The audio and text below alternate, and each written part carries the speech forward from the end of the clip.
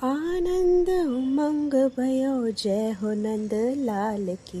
नंद के आनंद भयो जय कन्हैया लाल की। ब्रज में आनंद भयो जय यशोदा लाल की। हाथी घोड़ा पाल की जय कन्हैया लाल की। सुनहरी कथाएं के सभी व्यूअर्स को कृष्ण जन्माष्टमी की बहुत बहुत बधाइयाँ। हम सुनहरी कथाएं से एक बार फिर से आपसे जुड़ने आए हैं एक नए अध्याय के साथ। कृष्ण जन्माष्टमी। वैसे तो सभी जानते ही हैं कि श्री कृष्ण देवकी और वासुदेव जी के पुत्र थे, लेकिन उन्हें माता यशोदा और नंद बाबा के द्वारा वृंदावन में पाला गया। इस त्योहार का आयोजन आमतौर पर भाद्रपद महीने के कृष्ण पक्ष की अष्टमी तिथि को होता है। ऐसा कहा जाता है कि भगवान कृष्ण मथुराल के जेल में जन्मे थे। आइए सुनते हैं कृष्ण जन्म की कहानी। कंस अपनी बहन देवकी से बहुत प्यार करता था और इसी कारण शादी के दिन दूल्हा दुल्हन का सारथी बनने का फैसला किया।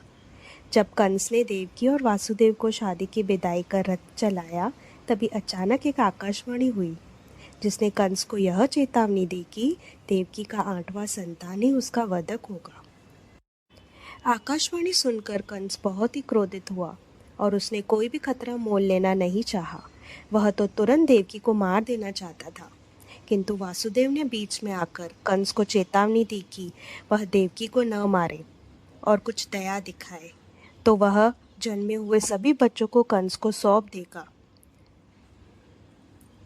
इसीलिए कंस ने अपनी बहन और उनके पति को घर में काल कोठरी में बंद कर दिया। अब हर बार जब कोई बच्चा जन्म लेता तो सिपाही कंस को सूचित करते और वह बच्चे को लेकर उसे मार देता। इस तरह देवकी और वासुदेव के 7 बच्चों की मौत हो गई। अब 8वां बच्चा श्रावण माह की 8वीं रात को हुआ। बारिश हो रही थी और आकाश गड़गड़ाने लगा, जैसे देवता नए जन्मे बच्चे को सम्मान दे रहे हों। फिर एक चमत्कार हुआ। वासुदेव की जंजीरें खुद ही खुल गई और जेल का दरवाज़ा अपने आप खुल गया। वासुदेव ने देखा कि सिपाही सो रहे थे, तो उसने बच्चे को लेकर भागने और उसे अपने दोस्त नंद के घर गोकुल में छोड़ने का फैसला किया। बारिश और गड़गड़ाहट के कारण यमुना नदी उफान पर थी। वासुदेव जी ने सोचा कि नदी कैसे पार करेंगे और चमत्कार की प्रार्थना करने लगे। तब तक बच्चे को एक टोकरी में रखकर वासुदेव जी उसे सिर पर उठाए गोकुल के लिए चल पड़े। फिर हुआ यह कि यमुना के पानी से रास्ता बन लिया और वासुदेव ने नदी पार की और गोकुल पहुँचे। गोकुल पहुंचकर वासुदेव जी ने देखा कि नंद की पत्नी यशोदा ने एक बेटी को जन्म दिया है।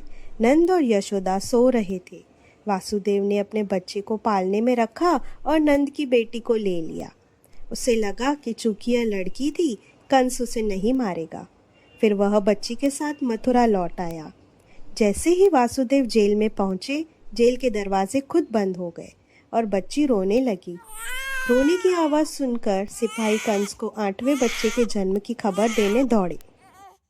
खबर सुनते ही कंस जेल में आया और बच्ची को लेकर उसे फेंकने ही वाला था कि वासुदेव ने कंस से विनती की कि बच्ची को मत मारे, क्योंकि वह सिर्फ एक लड़की है और लड़की उससे कोई नुकसान नहीं पहुंचा सकती। कंस ने कोई ध्यान नहीं दिया और बच्ची को फर्श पर फेंक दिया। जैसे ही बच्ची फर्श पर गिरने वाली थी, वह अचानक ऊपर उठ गई और कंस से कहा कि उसे मारने के लिए जन्मा बच्चा अभी भी गोकुल में है, और फिर वह गायब हो गई। अंततः श्री कृष्ण ने कंस का वध कर सभी को उसके अत्याचारों से मुक्ति दिलाई। हरे कृष्णा कृष्ण कृष्ण हरे हरे, हरे राम राम राम हरे हरे। दोस्तों, अगर आपको हमारी कथाएं पसंद आती हैं तो कृपया आप हमारे इस चैनल को लाइक, शेयर और सब्सक्राइब करें, क्योंकि आपके सहयोग से ही हम और आपसे आगे कई कथाओं से जुड़े रहना चाहते हैं। हम फिर मिलेंगे आपसे एक नई कथा या कहानी के साथ।